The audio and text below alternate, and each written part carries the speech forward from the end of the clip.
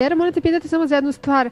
Može da mi potvrdiš ili demantuješ da li je tačno da ste se ti i Dača rastali tako što si ti otišla na jednom nastupu sa scene i rekla ti izvoli sad sam pevaj.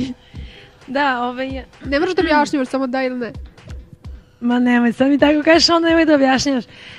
Pa dobro, tu se desilo niz nesuglasica u toku nastupa tog. Ja sam zaista otišla i mislim da je bilo najbolje da on sam nastavi da radi taj album. Ali ja ne znam, sad mi reklamiramo Daču desi, dođi da objasniš i ti sve da... Tako da ja se izvinjavam tadašnjoj publici, ali mislim da su oni ipak lepo zabavili i da mi je bilo baš zanimljivo da se na tom mestu rastala jedna grupa, mislim. Dobro, vi ste i dalje u dobrim odnosima. Da, mi tad nismo bili u dobrim odnosima, tada smo se sreli, jao Dača. Ali vrlo brzo smo mi te nesuglasice jer mi se zaista volimo i mi smo zaista dobro sarađivali, imali mnogo lepih momenta, tako da smo se isto na nekoj emisiji pomirili i zagrlili. I ja sam bila ta koja je prva rekla da ne želi više da ne pričamo i on je to prihvatio i onda mi se on izvinao za nešto što mi je loše rekao, ali uglavnom ima mirenje na estradi, to je najbitnije. To jest.